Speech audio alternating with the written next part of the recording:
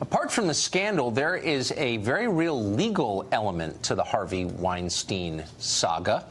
According to at least one news source, the FBI is reportedly investigating him right now, as is the New York City Police Department. We're joined now by Judge Jeanine Pirro, who hosts Justice with Judge Jeanine Saturday nights at 9 right here on Fox. Before she was a judge, she was a very well-known prosecutor specializing in sex crimes, so she seemed the perfect person. Judge, where does Harvey Weinstein stand legally right now? In a lot of trouble, Tucker. Look, I heard the tape that NYPD, the Special Victims Unit, put together. Make no mistake, that tape would have been sufficient in my office when I was the DA to prosecute Harvey Weinstein. And the excuse that the tape was insufficient to prove a crime is simple hogwash. The tape that there was no intent shown, or the argument that there's no intent shown on the tape, is the same argument that Jim Comey used with Hillary. The intent is a secret, silent operation of your mind. And in this particular tape, the intent is shown by Harvey Weinstein's own words. He says, "Oh, I'm sorry. Oh, I won't do it again." She specifically says on the tape, "But you touched my breast." And he says, "Oh, I'm sorry. I won't do it then. Just come in and just watch me shower." This is a perfect case. She was wired. She went to the police immediately. They see her on surveillance cameras running out, very upset, acting just like a young woman who had been groped would act. This is a predator. He is a serial predator. He has preyed on vulnerable young women, and he dangles a carrot of fame and fortune and the ability to be in movies, and he's gotten away with it. And there is a question as to whether or not Cyrus Vance, the DA who rejected this tape by NYPD, has taken money from Harvey Weinstein. And I'm not suggesting that they're necessarily connected, but here's the bottom line. Any DA worth his or her salt would have gone forward with a jury, because this isn't just a he said, she said. This is a she said, he said, and then he said exactly what she said on the tape. We know that Cyrus Vance, the prosecutor you referred to, did take apparently $10,000 from David Boies, who is kind of in-house Democratic Party lawyer, worked for the Clintons and worked for Harvey Weinstein, was representing Weinstein in this matter. Would that be improper for a prosecutor to take money from a lawyer whose case he just dropped? I don't understand how that's allowed. You know, unless you can show a nexus, Tucker. I mean, there are lawyers. Look, David Boies is a lawyer who represents all kinds of people. Yeah, he does. And that would be very hard to show necessarily a nexus between that case and that contribution in Harvey Weinstein. But you don't even need to go that far, Tucker. You've got a case here, and any prosecutor worth his or her salt would have gone forward with that case. So why didn't he? To say that the NYPD didn't do their job. This is a stellar job, wiring up a victim who, by all accounts, was impeccable in catching him in this case. It sure seems like it was not their fault. I mean, I don't know how much tighter they could have made the case. So that gets back to the central question. And you never want to think prosecutors are corrupt, because that's the deepest kind of corruption. But why wouldn't Cy Vance have gone forward with this?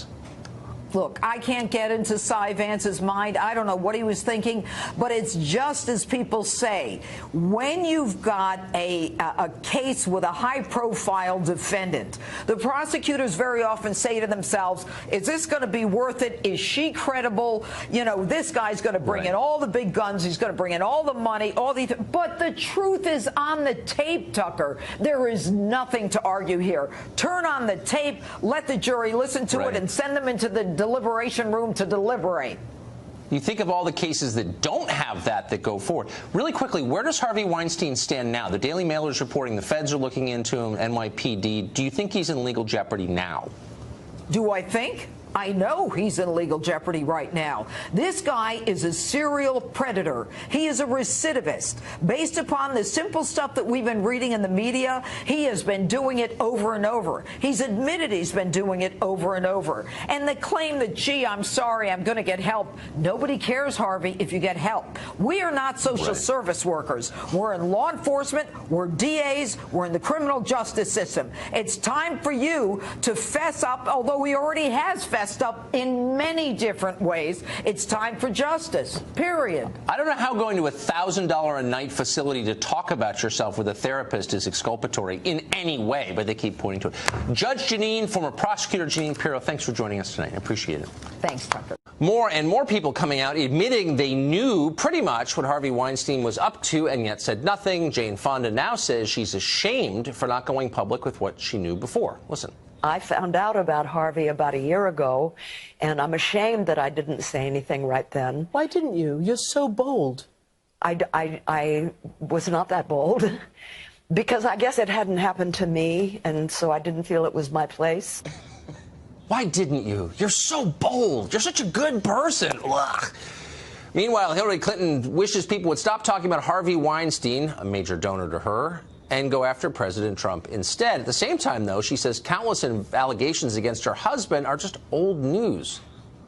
This kind of behavior cannot be tolerated anywhere, whether it's in entertainment, politics. Well, you know, after all, we have someone admitting to being a sexual assaulter in the Oval Office. And yet in your book, the three women brought onto stage by Trump attacking your husband, and you kind of dismissed them. Was that the right thing to do? Are you sure about that? More than kind of dismiss him. Tammy Bruce is undismissible. She's a radio show host, and she joins us tonight.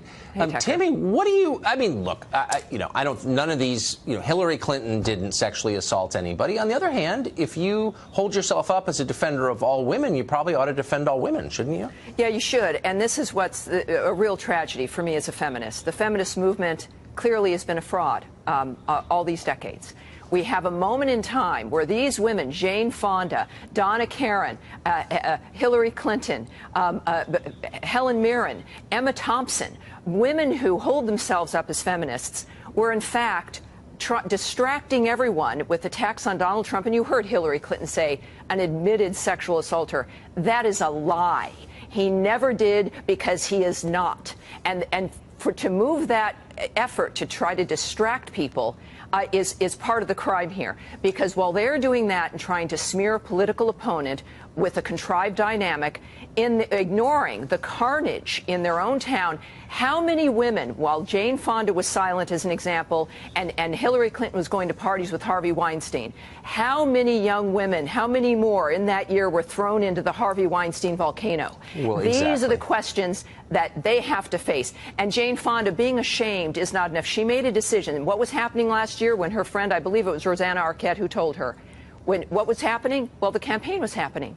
And being honest about what was happening would ruin the Democrat narrative. It would ruin their narrative about their political opponent. So somehow there was a decision that this was preferred, that this would be the distraction about a false distraction and claim by the Democrats. So as feminists and all of us, not only do these women who are established need to speak up in order to change this environment, which we all want changed, but their silence does, in fact, contribute to the continuation of this horror that's unfolding. What I found so fascinating about that clip from the Hillary Clinton interview that we played was that she was being interviewed by an English reporter, by a Brit.